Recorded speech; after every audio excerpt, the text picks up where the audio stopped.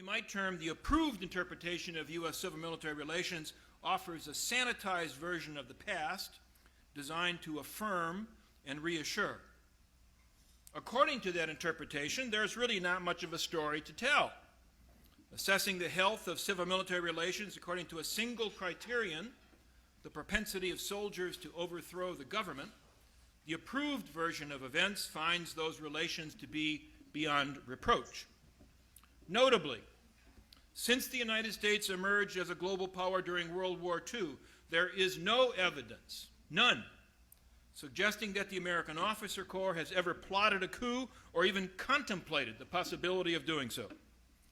As for the man on horseback, the general bent on seizing power illegally, he exists only in the fevered imagination of pulp fiction writers and sensation-flogging filmmakers. In practice, the otherwise highly permeable world of modern politics has never accommodated an American Caesar. Granted, from time to time, evidence of civil-military tension, even animosity, erupts into public view. General Douglas MacArthur's clash with President Harry Truman during the Korean War being the most notorious example. But these incidents are explained away as anomalies, unwelcome perhaps, but merely temporary departures from the norm. In a formal sense, therefore, civilian control of the military has remained sacrosanct. The constitutional order is secure. According to proponents of this conventional view, the conclusion is axiomatic. No coup, no problems. And with regard to the history of U.S. civil-military relations more generally, no real story. All of which might be fine, were it not for the fact that the interpretation of U.S. civil-military relations to which Americans are habitually invited to pay homage is wildly misleading. Further, the very persistence of that interpretation conceals the pernicious implications of actually existing civil-military arrangements and practices. To begin with, the absence of coups or coup attempts alone does not qualify as proof of effective civilian control, any more than the absence of fistfights on the floor of Congress qualifies as evidence of legislative bipartisanship, or the absence of blatant fraud and stock manipulation is proof of corporate responsibility.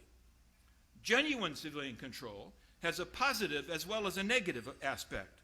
That is, in addition to shielding the constitutional order from the danger of a military takeover, it also, or at least ought to, create a framework within which soldiers and civilians collaborate to advance the national interest. The dialogue forming the nexus of this collaboration implies give and take, candid, and perhaps even contentious. But the principle of civilian control mandates that the dialogue proceed consistent with the common understanding that whatever the issue, at the end of the day, civilian masters will prevail and soldiers will abide by their decisions. But even this more expansive understanding of civilian control does not suffice to define a healthy civil-military relationship. Ultimately, it is not simply the tenor of civil-military discourse that counts, but the quality of the decisions that result. Even if the norms of civilian control are honored, civil-military interaction that produces defective policies, resulting in waste, needless loss, or even defeat, is inherently flawed.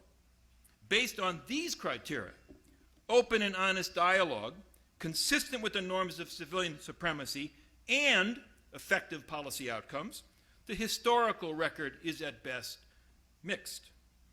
Indeed, to consider what actually happened, rather than what has been recorded as such, is to realize that civilian control of the military during the entire post-war era has frequently been contested, at times highly contingent, and on a few occasions downright precarious. To be sure, with rare exceptions, the principal actors in and out of uniform carefully observe the formal conventions of proper behavior.